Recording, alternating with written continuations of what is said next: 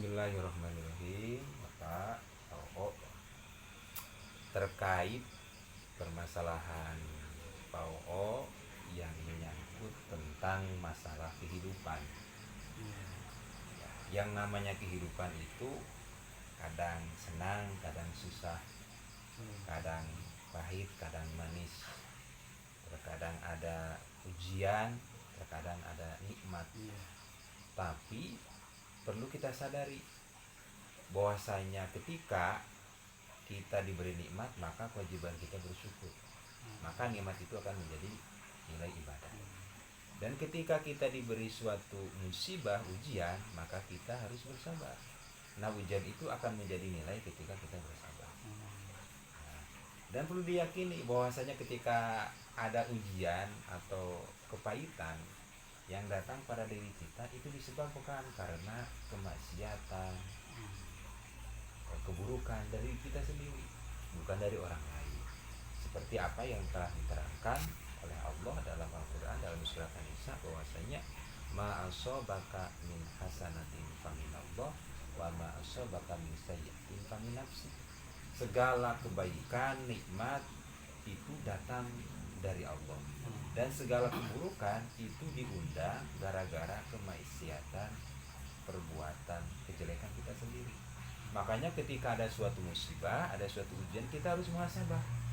Dosa apa yang telah kita perbuat, hal apa yang telah kita lakukan. Nah, ketika kita ada satu ujian pada diri kita, maka nanti ketika ada suatu musibah, ada ujian, tidak akan menyalahkan orang lain, tapi kita bermuhasabah, introspeksi diri, seperti itu. Ya. Selanjutnya, dan ketika dalam hidup ini ada hal yang tidak cocok, Pak. Misalkan kita berekspektasi atau bercita-cita yang seperti ini, tapi ternyata kenyataannya tidak sesuai dengan harapan.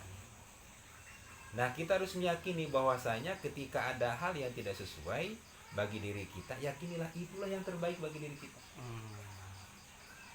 Ketika kita sudah berusaha, sudah ikhtiar, sudah berdoa, tapi ternyata kok belum hasil, yakin bahwa itu yang terbaik bagi diri kita. Karena Allah menerangkan dalam surat Al-Baqarah ayat 216 bahwasanya asa an takrahu syai'an wa huwa khairul lakum wa asa an tuhibbu syai'an wa huwa syarrul lakum wallahu a'lamu wa antum la ta'lamun. Segala perkara yang kita anggap itu jelek, ternyata menurut Allah itu bagus bagi diri kita. Ketika kita mempunyai keinginan hal sesuatu ternyata belum tercapai, yakini itulah yang terbaik. Dan ternyata ketika kita beranggapan sesuatu ini baik bagi diri kita, tapi menurut Allah hal ini tidak baik bagi diri kita. Kita ingin seperti ini, tapi menurut Allah ini tidak baik. Baiknya seperti ini. Wallahu a'lamu wallahu ya'lamu wa antum la ta'lamun.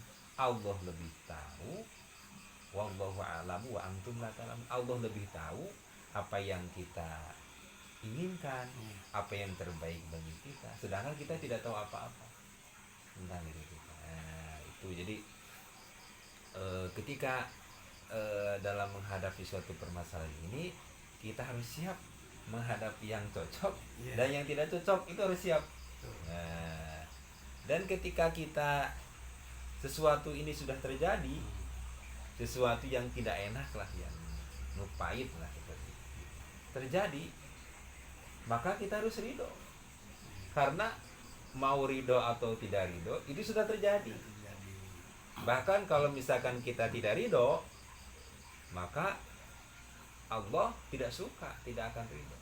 Ketika kita ridho, maka dengan ujian tersebut maka akan menjadi nilai ibadah. Wa man radiya falahu ridho, wa man sakhita falahu sukru. Ketika kita ridho dengan apa yang telah ditakdirkan Allah, maka Allah akan meridhoi kita. Tapi ketika kita tidak menerima dengan apa yang terjadi kepada diri kita, maka falahu sukru, Allah tidak suka. Allah tidak suka dengan seperti itu. Makanya Rasulullah SAW dalam hadisnya mengatakan, ajaban li amril mu'mini anna amrohu kullahu khair. Sungguh mengagumkan bagi orang mukmin bahwasanya segala perkara yang terjadi pada dirinya itu baik ketika dia mukmin.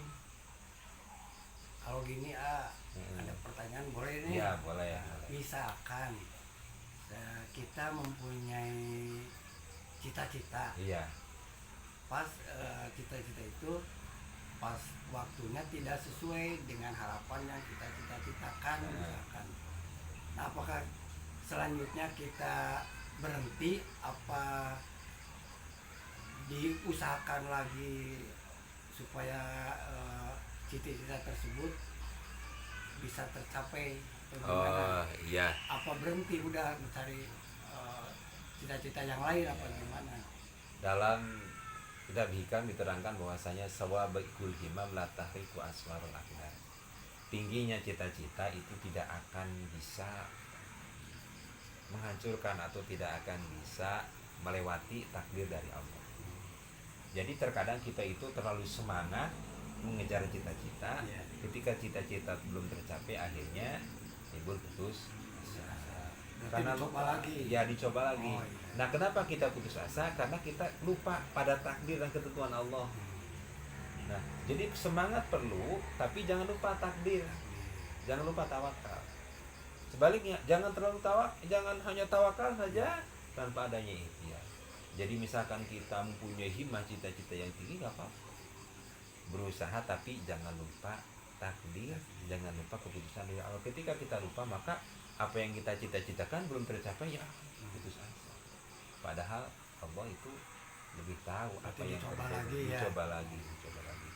Ya, mungkin itu keterangan tentang kehidupan kita dalam menghadapi suatu masalah. Yakinlah bahwasanya segala perkara itu baik bagi diri kita. Yakin. Terima kasih atas semuanya. Mudah-mudahan kita bisa menerapkan yang saya sampaikan. Terima kasih.